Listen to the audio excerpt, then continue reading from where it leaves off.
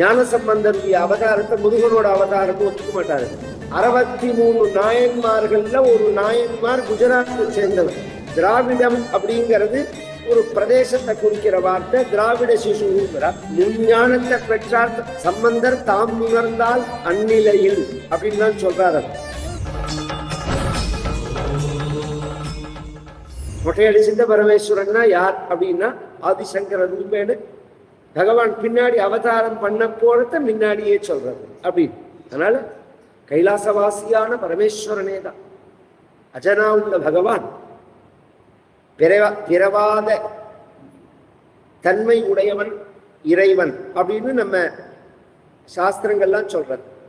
இப்ப நீங்க சொன்னேன்னா அதுக்கு ஒரு பங்கம் வராதா, அது ஒரு தோஷம் வராதா? அதனாலேயே கிருபானந்த வாரியார் ஞானசம்பந்தருடைய அவதாரத்தை முருகனோட அவதாரம் ஒத்துக்க மாட்டாரு. ஏன்னா ஒத்துண்டா முருகனோட கௌரவம் குறைஞ்சு போயிடும். ஆனா பேசினவா எல்லாருமே ஞானசம்பந்தர் முருகனோட அவதாரம், 2 அவதாரம் முருகனுக்கு. பரமாச்சாரியால் கூட தெய்வத்தின் குரல்ல சொல்லியிருக்கா. சவுத் இந்தியால ஒரு அவதாரம், நார்த் இந்தியால ஒரு அவதாரம். நார்த் இந்தியால குமரில பட்டர்னு பேரு, சவுத் இந்தியால ஞானசம்பந்தர் அப்படின்னு பெயர். நேற்றுக்கே நான் டைம் இல்லாதனால நான் அதை சொல்லலை. தவஸ்தன்யம் மன்னியே அப்படிங்கிற அந்த சௌந்தர்யகதி ஸ்லோகத்துல உன்னோட பாலை குடிச்சு உலகத்திலேயே பெரிய கவிஞனாரா திராவிட சிசுங்கிறார். அப்படின்னா திராவிட சிசு அப்படின்னா ஞானசம்பந்தர்னு அர்த்தம். அது ஒரு பிரதேசத்தை குறிக்கிற வார்த்தைகள். அது இது எல்லாரும் நினைச்சிருக்கோம் தமிழ்நாடு இல்லை, பஞ்சதிராவிடம்னு பேரு. ஆந்திரா, தமிழ்நாடு, கர்நாடகா, கேரளான்னு ஒரு நாடு கிடையாது. அது சேர தேசம் தான், தமிழ்நாடு தான். கர்நாடகா, மகாராஷ்டிரா, குஜராத் பரியந்தம் திராவிடம். இதுக்கு பஞ்சதிராவிடம்னு பேரு. இதுல ஒரு ஆச்சரியம் சொல்லட்டுமா? 63 நாயன்மார்கள்ல ஒரு நாயன்மார் குஜராத்தை சேர்ந்தவர். ஒரு நாயன்மார் குஜராத்தை சேர்ந்தவர். இந்த அளவுக்கு இருக்கு, விஸ்தாரமா இருக்கு. எல்லாத்தையும் கூடி குழி தோண்டி புதைக்கணும்னு நினைக்கலாமா? நாம எடுத்து ஜனங்கள் படிக்கணும், நிறைய கேட்கணும். படிக்கிறதையும் ஒரு 50-60 வருஷத்துக்குள்ள பிரிண்ட் ஆன புஸ்தகத்தை எதையுமே படிக்கக்கூடாது. அதுக்கு முன்னாடி பிரிண்ட் பண்ண புஸ்தகங்களை தான் படிக்கணும். அப்பதான் உண்மை. பரிமேலழகருடைய திருக்குறள் உள்ள உரையும் இப்ப உள்ள உரையும் ஒண்ணே, டிரான்ஸ்லேஷன் 2 ஒன்னாயிடுமே. அப்படியாக பெருங்காயம் தின்னுட்டு ஒருத்தன் பேசினா பெருங்காய நாத்தம் வரும். வெங்காயம் தின்னுட்டு ஒருத்தன் பேசினா வெங்காய நாத்தம் வரும். ஏலக்காயை சாப்பிட்டு பேசினா ஏலக்காய் வாசனை வரும் வாயில. அவன் என்ன தின்னுட்டு பேசுறானோ அதுதான் வரும். அது மாதிரி அவனுடைய ஹிருதயம் என்ன இருக்கோ அது அவனுடைய முகத்திலையும் பேச்சிலையும் காமிச்சு கொடுக்கும்.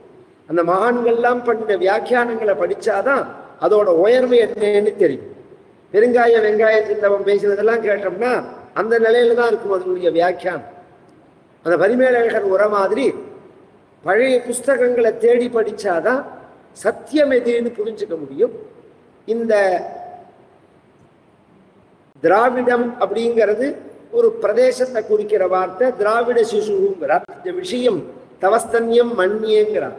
உன்னோட பாலை குடிச்சதுனால பெரிய கவிஞனாரான்னு. பெரிய கவிஞனானாருங்கிறது ஞான சம்பந்தரை தான். இதுல ஒரு ஆச்சரியம் என்னன்னா 2 பேர் அம்பாளுடைய பாலை குடிச்சவன். 2 பேர் தான். ஒண்ணு முருகன், இன்னொன்னு சம்பந்தன். வேற யாருமே பால் குடிச்சவா கிடையாது. நேரடியாக ஸ்தன்யபானம் பண்ணவா கிடையாது. ஒரு ஆச்சரியம் சொல்லட்டுமா? நம்ம பெரியவா எவ்வளவு ஞானஸ்தால்ங்கிறதுக்கு சொல்றேன். இந்த 2 பேருக்கு தான் ஞானங்கிற அடங்குடி. ஞான ஸ்கந்தன், ஞான சம்பந்தர். ஞான பிள்ளையார், ஞான ஐயப்பன், இதெல்லாம் நாம சொல்லிக்கலாம். புஸ்தகங்கள் எடுத்து பார்த்தா 2 பேருக்கு தான் இருக்கும். ஒன்னும் ஞான ஸ்கந்தன் அல்லது ஞான சம்பந்தர். காரணம் ஞானாம்பிகையான அம்பாளுடைய ஸ்தன்யபானத்தை பண்ணினதுனால அங்க பால் அப்படிங்கிறது நாம் நினைக்கிற பால் மாதிரி மட்டும் இல்லை. அங்க சேக்கிழார் சொல்லும் போதே முஞ்ஞானத்தை பெற்றார் சம்பந்தர் தாம் உணர்ந்தால் அந்நிலையில் அப்படின்னு தான் சொல்றாரு. மேலும் இது போன்ற சிறப்பான நிகழ்ச்சிகளை காண இப்போவே லைக் பண்ணுங்க, ஷேர் பண்ணுங்க, மறக்காம சப்ஸ்கிரைப் பண்ணுங்க.